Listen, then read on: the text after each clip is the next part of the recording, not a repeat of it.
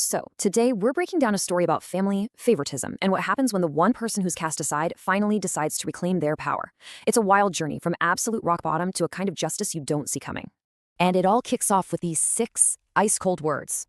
Can you imagine, at 24 years old, the protagonist, Ethan, hears this from his own dad while he's getting kicked out of the family home?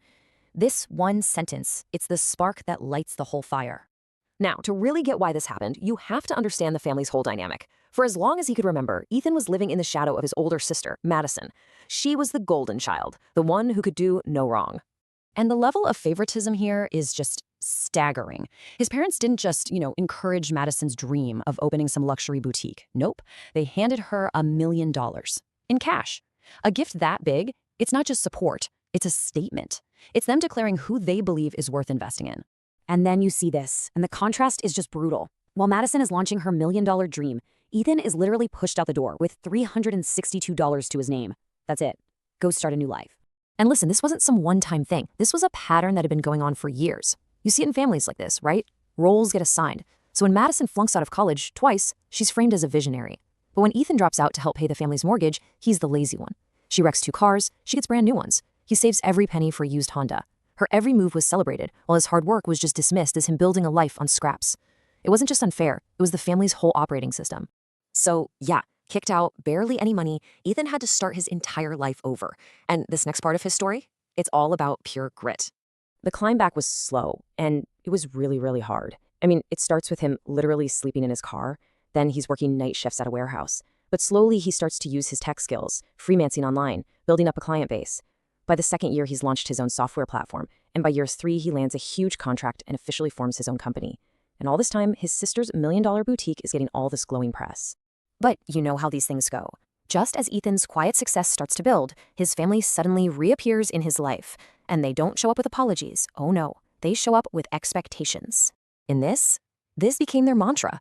As soon as they got wind that Ethan's little tech thing was actually doing well, this phrase started getting thrown around to justify every single request they had. It completely weaponized their family connection. And the requests just escalated so fast. At first, it's small, right? Hey, help Madison with her website. It'll be good practice for you.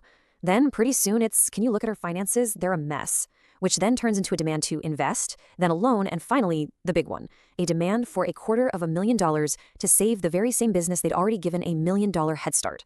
So all this tension just explodes at a family dinner when Ethan finally stands out for himself and points out the insane unfairness of it all. The $1,000,000 head start. The whole table just goes silent.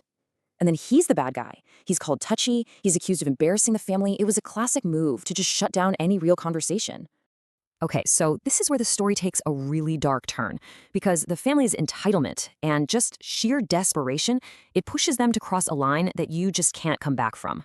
One day, Ethan gets an alert from his bank for a massive transfer, one he definitely didn't approve. Turns out his father had found a dormant joint account from when Ethan was a kid and used it to try and pull $150,000 from Ethan's business account right into his sister's. It was straight up, clear as day, attempted fraud. And his father's justification for this? I mean, you won't believe this. When Ethan confronts him, there's no apology. Instead, his dad actually tries to take credit for his success, twisting their cruelty into some kind of tough love. He basically argues that Ethan owes them. I mean, that's entitlement in its purest form, right? Believing that someone else's success is basically your property.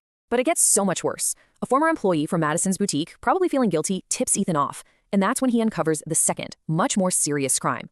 His sister had forged his signature on a loan document using his good name and his success to get a $200,000 loan for her failing shop. This wasn't a family squabble anymore. This was a felony. So faced with this just ultimate betrayal, Ethan's whole approach changes. He becomes cold, methodical, and decisive. He immediately freezes the transfer. He files official fraud reports with the bank and the police. And then, and this is the most important part, he just goes silent. He stops answering their calls, their texts, their threats. He just lets the consequences of their actions play out on their own. All right, so this final act is all about the fallout. With his silence and his decisive actions, Ethan completely flips the power dynamic of his family on its head, and it all leads to this final, powerful resolution.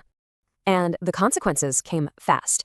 The fraud investigation froze Madison's accounts, and without that illegal loan and constant cash flow, her business, which remember was built on a $1,000,000 gift, completely collapses. She loses everything and has to move back in with her parents. Months go by, And then the family shows up at Ethan's new beachfront villa. They've got this whole rehearsed apology, and they pitch him on a new business partnership. But what they have no idea about is that Ethan has already made a huge power move, and he quietly reveals to them that he now owns the very building where Madison's failed boutique used to be. And then comes the final full circle moment of justice. When his parents are forced to sell the family home, yep, the exact one they kicked him out of years ago, Ethan quietly buys it. But it's not for revenge. He gives them 30 days notice to leave, sells the house, and donates every single penny to a scholarship fund for underprivileged kids. See, for him, it was never about the money. It was about rewriting his own story. In their last conversation, his sister is begging him for forgiveness, and Ethan's response is just so incredibly sharp. He realizes they're not sorry for what they did, they're just sorry they got caught. They want to reset the board and go back to the old game, but he's just refusing to play ever again. And all of this leaves us with one final thought. After spending years just fighting to be heard, Ethan's greatest power didn't come from shouting louder. It came from walking away and letting his actions do all the talking. It really makes you wonder, doesn't it? In a world that is so full of noise, when is just being silent the most powerful response you can have?